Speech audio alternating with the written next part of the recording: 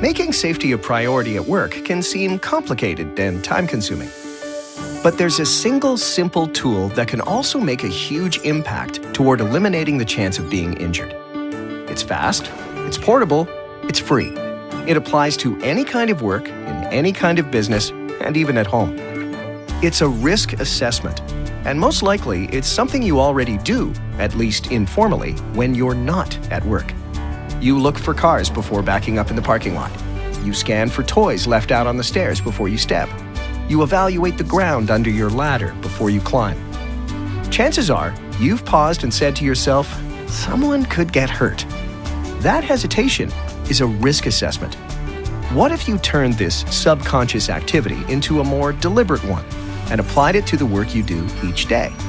It could make a big difference in your safety, in a place where the risks are likely even greater. According to the National Safety Council, a worker is injured on the job every 7 seconds. Many of those injuries are caused by hazards that could have been reduced or eliminated altogether. But the truth is, even the very best safety equipment and protocols can't compare to the value of simply noticing, then removing the risks when possible. And that's where risk assessment comes in. And practicing risk assessment can make you the most valuable member of the team, whoever or wherever you are. How do you perform a risk assessment? Well, it's as simple as jotting down the answers to 3 questions. 1. What are we going to do? 2. How could we get hurt or damage equipment? And 3. How can we prevent those injuries or damage? It's really that simple. The first question, what are we going to do, sounds obvious, but you'd be surprised by what it can reveal. Discussing a day's task and putting it in writing gets all team members on the same page and usually uncovers differences in what everyone is thinking.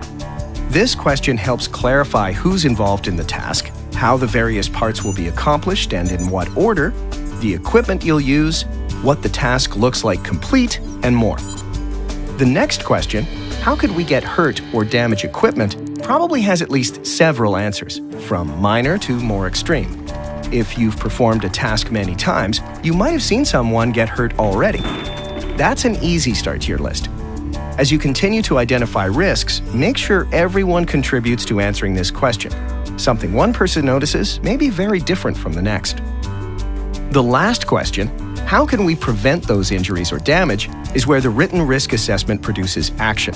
And it's another question that's best answered with some good discussion and collaboration. Often, risk preventions are easy to implement, but also easy to overlook. And sometimes, you can't eliminate a risk, but just talking about it makes everyone more aware to look out for themselves and each other. What are we going to do? How could we get hurt or damage equipment? And how can we prevent those injuries or damage? These 3 questions make up a simple risk assessment that can take minutes to perform, but save countless hours and costs in the long run. And since you've written them down, you can refer to them the next time the same task is on the docket. So, we promised a safety tool that's quick, free, portable, and effective. And now you have it. Now, take the lead, in your workplace and in your home, at spotting and reducing risk.